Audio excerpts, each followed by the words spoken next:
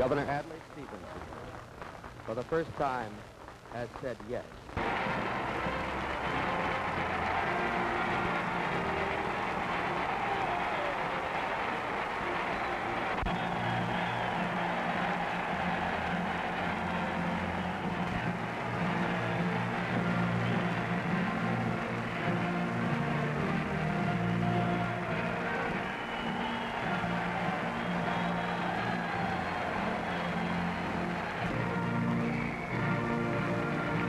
We're going out of here an inspired and fighting party dedicated to the welfare of the people. We are bound to win this election. Now, the Republicans can't understand why it is that Democrats keep on winning elections. They think there's some kind of a trick in it. And they have just about gone crazy trying to find out what that trick is. You know, the real reason the Democrats win elections is a perfectly simple reason. Because the Democratic Party gives the American people the kind of government they want.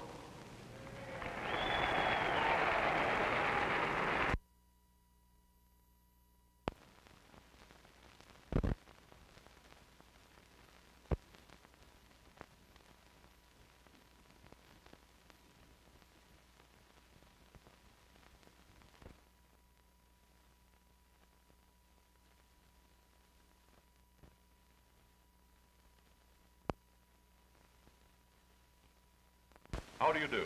I'm Walter Cronkite, Washington correspondent for the CBS television network.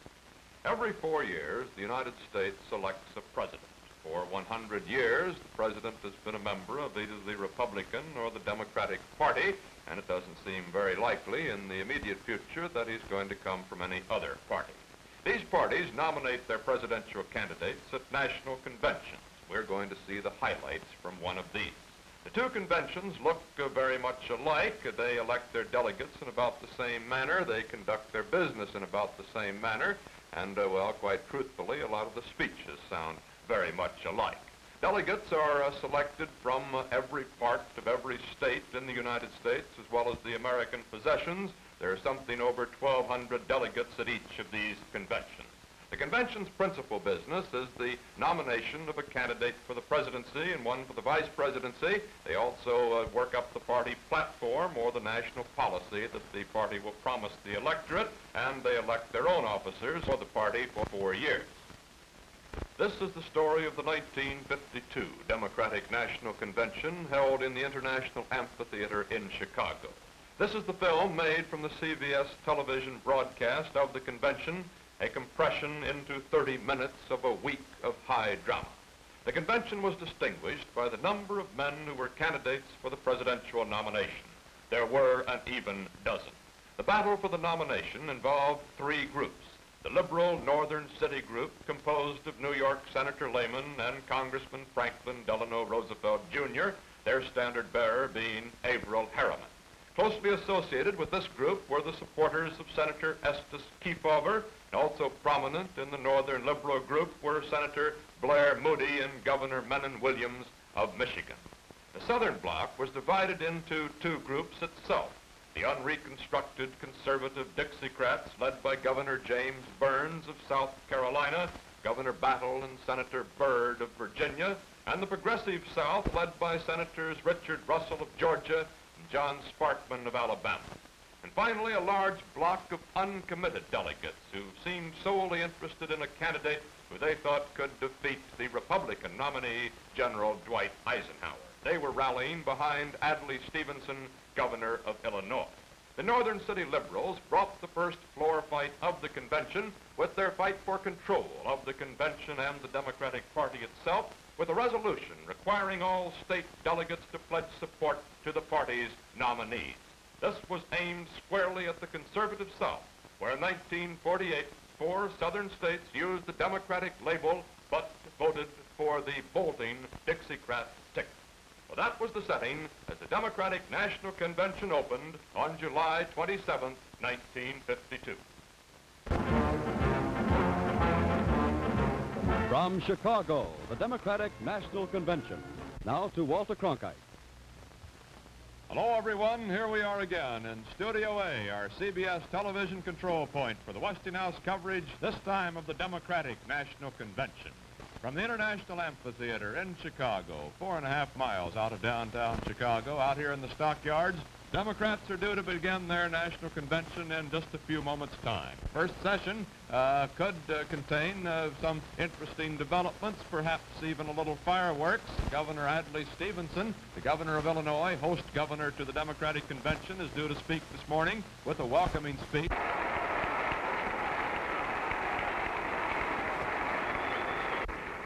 What counts now is not just what we are against, but what we are for.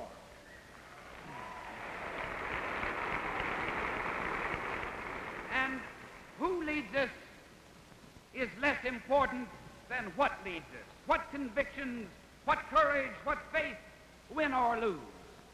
A man does not save a century or a civilization, but a militant party wedded to a principle can.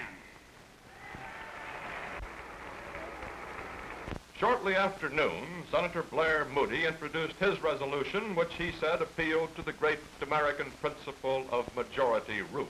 Former Price Administrator Mike DeSalle, now a candidate for the Senate from Ohio, was one of the speakers in behalf of that resolution. This is certainly not the most unpleasant task that I've ever been asked to perform. Furthermore, with the price of television time being what it is, no candidate can afford to turn any of it down. Speaking on the resolution and in support of the resolution, I want to call your attention to the fact that the substance of this resolution is contained in just one sentence. Now, it seems to me that we as members of the Democratic Convention can ask no less of the delegates to this convention, and that is that they return to their states and do whatever they can do within their power to see to it that the nominees of this convention are presented to the people of the 48 states. Have you conferred with any other Southern delegations, Governor Battle, about this matter yet? Yes, I have discussed this resolution with delegates from South Carolina, Mississippi, and Texas, as well as from Virginia and Louisiana. And I am advised that this resolution is not acceptable to any of those delegations. If this resolution is passed by this convention, Governor Battle, would you take any action to leave the convention? No, sir. We would serve notice that we will not abide by its provisions. We will be controlled by the laws of the Commonwealth of Virginia, which set us here. Thank you very much, Governor Battle. I wonder if Senator Byrd over here has anything to say about this resolution. Senator Byrd? I think Governor Battle has covered it very thoroughly. Thank you, Senator Byrd. Your delegation is solidly opposed to this resolution, if this is the official resolution. Thank you very much, sir. Thank you. And that's the story from the Virginia delegation. As you see, these Southern delegations are lining up pretty solidly against this resolution of the Humphreys, Roosevelt bloc, the liberal Northerners. They apparently will not support it. The question now comes upon the adoption of the resolutions as proposed by the delegate from Michigan, Senator Moody. Such of the delegates as are in favor thereof will signify by saying aye. Those opposed. It appears to the chair that the ayes have it and the resolutions are adopted. As in all conventions, there were inspirational speeches by party leaders. Here are excerpts from two addresses, those of Mrs. Eleanor Roosevelt and Alben Barkley. Vice President Barkley was invited to speak after pressure from labor organizations forced him to withdraw his candidacy for the presidential nomination.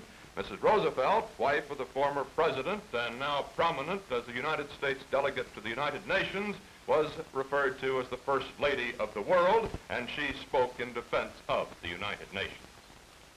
I remember well, even though it seems a long time ago, hearing for the first time a statement on the reasons why, when the war ended, we must make another try to create another world organization to help us keep the peace of the world. This talk took place in my husband's study in the White House one evening during the bitter days of the last war, when victory was not yet in sight. My husband, discussing what would happen after the war, turned to a friend and said, in effect, when this war is over and we have won it, as we will, we must apply the hard lessons learned in the war and in the failure of the League of Nations to the task of building a society of nations dedicated to enduring peace.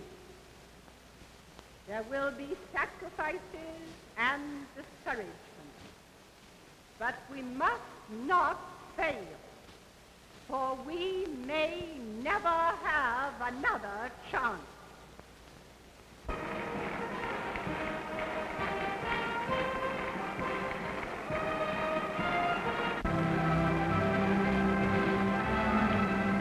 America's friend, one of the greatest speakers in all America, and one of the most beloved Americans in all of our history, the Honorable Alvin W. Barkley of Kentucky, Vice President of the United States.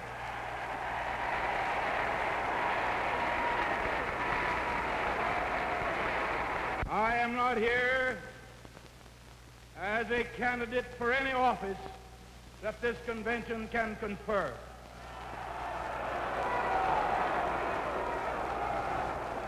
I should like to say to my friends of the press and radio that I regret that I have no manuscript and have therefore been unable to give them an advance on what I shall say. What I shall say, therefore, shall be spoken from the heart and not from a piece of paper. And when the American people shall have rendered their verdict in behalf of this great program, and our people will go forward to complete this edifice of which I spoke a moment ago, we shall have a fuller, happier, freer life in this nation, and we shall contribute to the world's peace and all mankind, all of the 2.5 billion human beings who today are bowed down with the weight of taxation and of burdens brought on by war and the fear of war, until the day shall come when they shall all rise from their stoop posture, standing erect before Almighty God and before mankind as free men and women. When that day comes, we shall all rejoice without regard to position, without regard to politics, without regard to race, creed, or color, without regard to economic conditions. We will all rejoice at our part in bringing these things to mankind, these things to the world. God grant that it may come in your day and mine. Thank you and goodbye.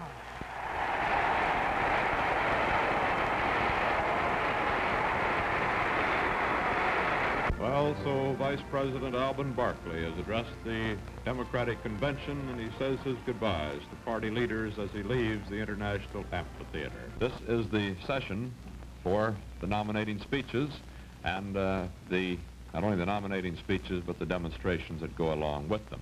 The chair also desires to make a suggestion, about these balloons. Chair knows not in whose favor they are, but if our television audience is going to see what goes on, these balloons have got to remain low, and certainly not between the television set and the audience and what's going on. The clerk will call the roll of the state. Alabama yields to Georgia for the nomination of Senator Richard B. Russell. The next chief executive of the United States, the Honorable Richard Brevard Russell.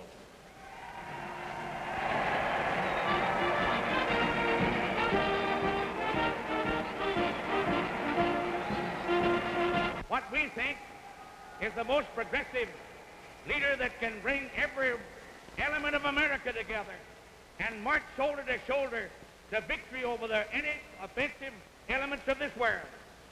None other than Estes Kefauver, Senator from Tennessee. Very good, very good. We want Kefauver. I give you a liberal candidate. I give you a progressive candidate. I give you a winning candidate. I give you Senator Robert S. Kerr. It is with great pride that I offer this convention in nomination for the presidency of the United States a leader in our party's highest tradition, James William Fulbright. A troubleshooter for a troubled world, a great Democrat, a dedicated American, the next President of the United States, Averell Harriman of New York.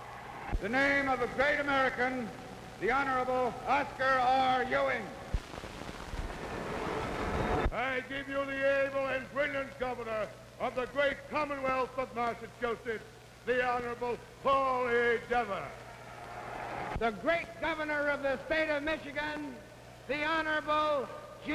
Menon Williams. The great Democratic governor of the great Democratic state of Illinois, Adlai Stevenson. For President of the United States by this convention, Gilbert H. Humphrey. The youngest, the strongest, and the bravest man in the Democratic Party, the Vice President of the United States, Alvin W. Barkley. It might be well to point out that before balloting actually begins tonight, there undoubtedly will be an attempt to clarify the still doubtful situation of South Carolina and perhaps even of Louisiana. We now ask for a specific ruling by you as to whether we are or are not members of the convention. We wish a ruling as to whether we are entitled to full participation in the deliberation and votes of this convention. As chairman of the Credentials Committee, I desire to inform the convention that the statements submitted by the states of Louisiana, South Carolina, and Virginia do not meet the requirements of the resolution recommended by the Rules Committee and the Committee on Credentials, which were adopted by this convention. Therefore, the delegates from said states have not conformed with said resolutions and are not properly qualified to vote as delegates in this convention. Mr. Chairman, I move, in view of the statement made by Governor Battle, that the delegation from Virginia be seated. That's FDR Jr. shouting for recognition. In the event of a roll call, if we figure that all three states in question, Louisiana, South Carolina, and Virginia, are not allowed to vote, a vote of 583.5 votes is carried.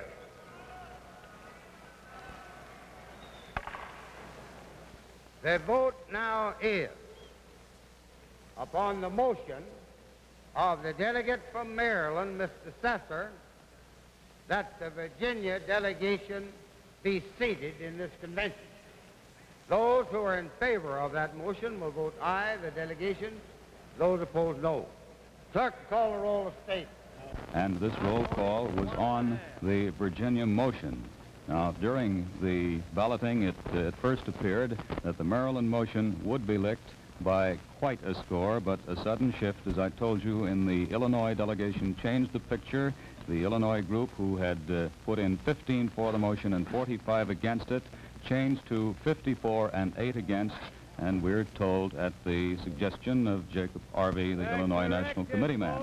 The Illinois move is interpreted as a tip. The Stevenson forces, at least the floor managers for it right now, want Maryland's motion upheld. The votes of several states have been shifted. So far, there have been 23 states which have changed their votes, some big changes and some of them small. But at the moment, Virginia is moving closer toward staying in this convention by a vote of the convention tonight. Let's switch back to the speaker's stand.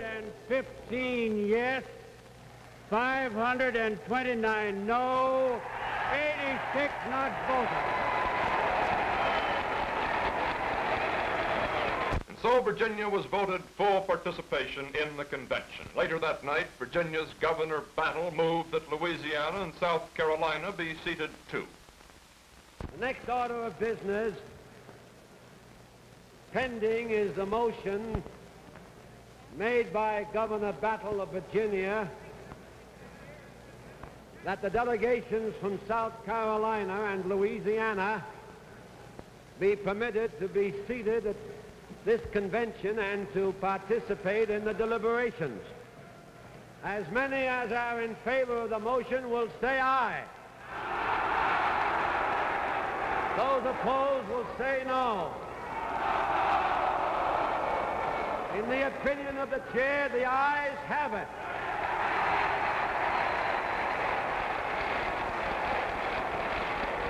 Will the delegate from Ohio kindly repeat his second inquiry? Governor Burns, I'll be glad to repeat my question. I'm asking you, in all sincerity, whether or not you and the delegation which you are leading in this convention will take the proper and necessary initiative in behalf of the Democrats of your state to make it a certainty that the names of the nominees for president and vice president of this convention will be on the Democratic ballot in your state. Chair recognizes Governor Burns. Mr. Chairman, I've stated that under the law of our party, as well as the law of the state, it is the duty of the officials of the National Democratic Party to ask that the list of electors be placed on the ticket, and when they ask, it must, under the law of South Carolina, be placed on the ticket. And this delegation... Don't get panicky. Don't get panicky. Don't get panicky. I'll have it out in a minute. Don't get panicky. It'll be out in a minute. It's only a newspaper. Take it easy. Don't get panicky. Don't get panicky. It's only a newspaper.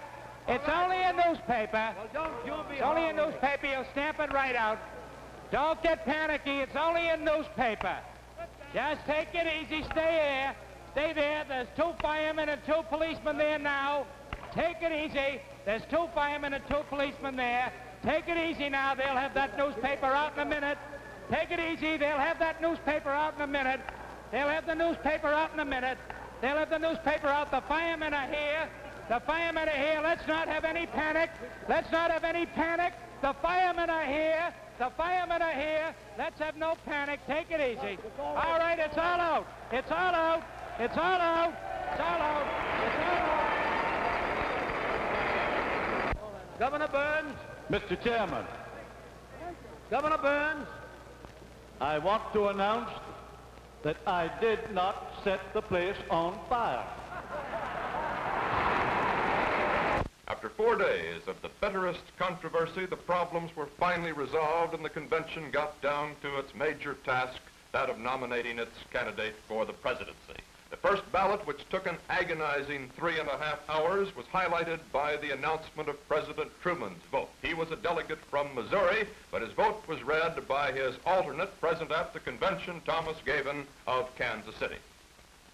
I hope you will see your way clear to cast a vote for Adeline Stevenson when the nominations come in.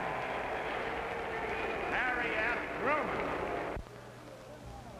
This is the Independence arriving in the skies over Chicago, over Midway Airport, where a delegation is standing by to receive the President of the United States.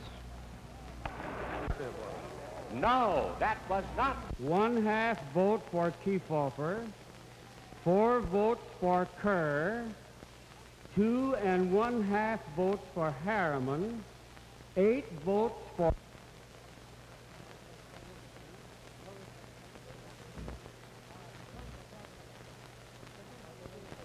The clerk will call the roll.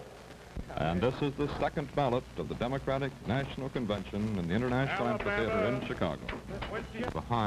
Right behind him, Senator Russell with 268. Senator Kefauver, who was watching the proceedings, has said that here on the floor, the first ballot has been completed. You have seen our Westinghouse scoreboard with the figures that show that Senator Kefauver led on the first ballot with 340 votes. Second was Governor Stevenson with 273, some 67 votes. He got more votes than he expected on this first ballot, and he now expects to win on the 5th or 6th ballot.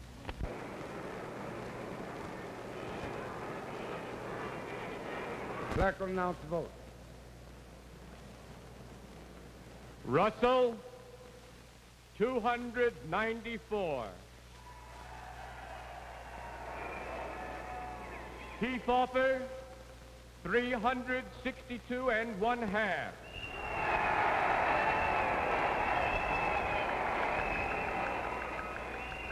Kerr, 5 1/2. Harriman, 121. Stevenson, 324 1/2. Following the second ballot, the convention recessed for dinner. Everywhere there were meetings, huddles, caucuses, the president, dining at the Saddle and Sirloin Club next door to the amphitheater itself, met with the head of the New York delegation. When the convention came to order after the dinner recess, the third ballot was about to begin, and Averell Harriman announced the withdrawal of his candidacy. The bandwagon was rolling in favor of Governor Stevenson. Alabama, 22 votes. Arkansas, 22 votes. California, 68 votes. Fred Betts, Jr. of Lamar, Colorado, desires to contest the accuracy of the vote and ask for a poll of the delegation. Senator Paul Douglas coming into the hall with Senator Kefauver. Senator Douglas has been one of the leaders of the Kefauver campaign. They're getting a round of applause. It's a question as to whether there is going to be an announcement of some kind here. They're coming to the platform. Discussion between Chairman Sam Rayburn and Senator Kefauver. Senator Douglas. Rayburn seems to be resisting whatever they have in mind. In order that the chair might not be misunderstood, for no purpose in the history of a Democratic convention has a roll call been adjourned for any purpose. The clerk will continue the call of the state. Connecticut, 16 votes. Georgia, 28 votes. Mr. Chairman, Idaho, voting under the unit rule, cast 12 votes for Governor Stevenson. Iowa, Indiana, 26 votes. Kansas, 16 votes. Louisiana, 20 votes. Senator Robert S. Kerr has officially announced his withdrawal from the Democratic presidential nominating race. I give up 1/2 vote for Stevenson. Michigan, operating under the unit rule, cast 40 votes for Governor Stevenson. Minnesota, 26 votes. Mississippi, Montana. I question the accuracy of that vote, and I ask for a recount. Nevada. Mr. Chairman, the draft is not yet strong enough to stir the granite hills of New Hampshire. New Hampshire cast 8 votes for S.G.'s Kefauver. North Dakota, 8 votes. Ohio, 54 votes. Anna Jo Romer. Anna Jo Romer, 1 vote for Governor Stevenson. So they're going through the long list of 62 names of the Ohio delegation.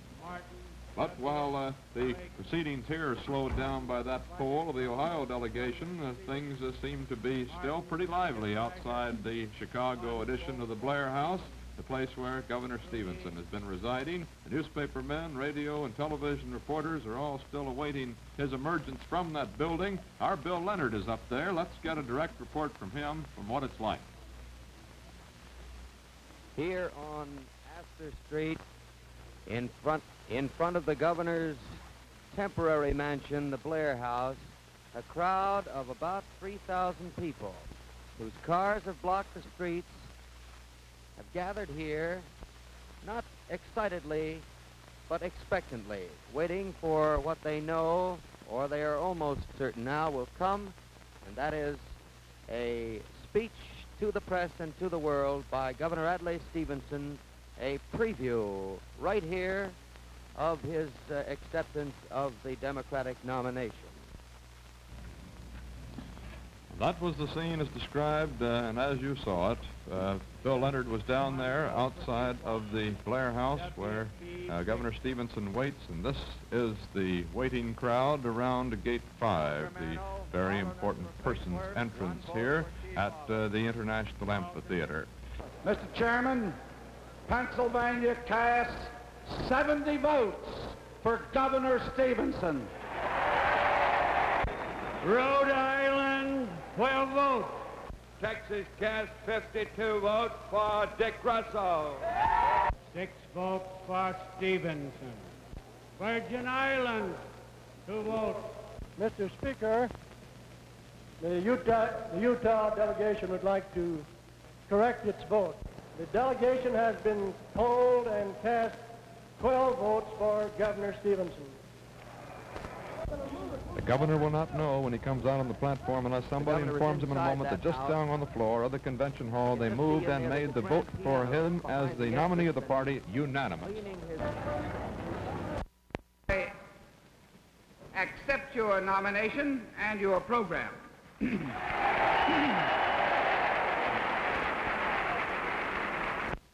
I would not seek your nomination for the presidency because the burdens of that office stagger the imagination. Its potential for good or evil now and in the years of our lives smothers exultation and converts vanity to prayer. I have asked the merciful Father, the Father of us all, to let this cup pass from me. But from such dread responsibility, one does not shrink in fear, in self-interest, or in false humility. So, if this cup may not pass from me, except I drink it, thy will be done.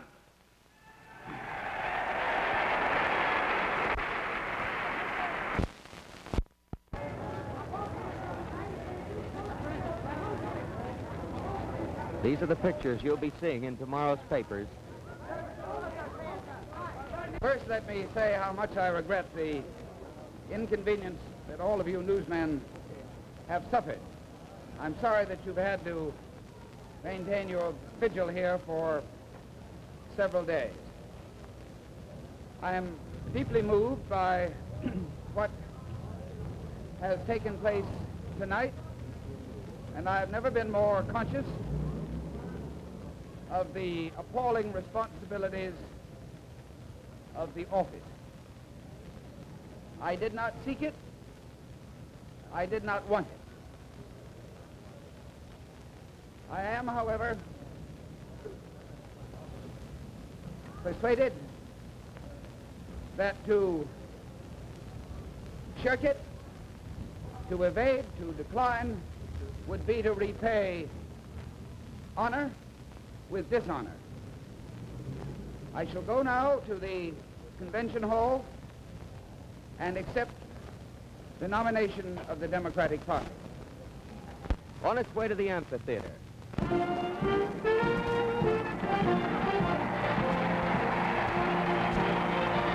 I have not sought the honor you have done me.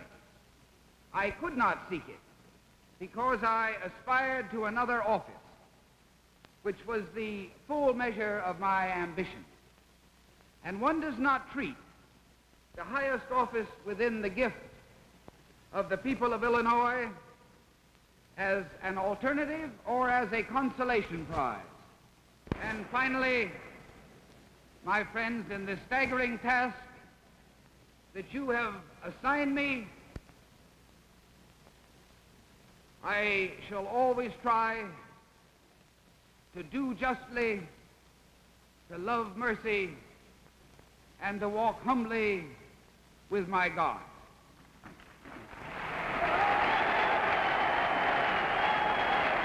The two Stevenson boys are introduced by their father to Vice President Barclay and to Mrs. Barclay. Now wave to them.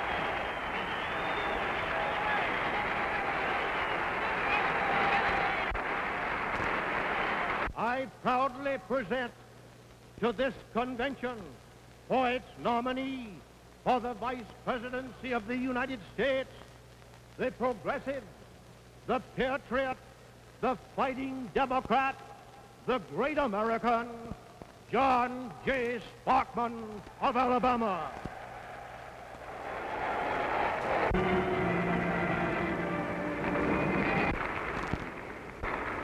Now the business of the convention having been finished, the chair declares this great Democratic National Convention adjourned sine die.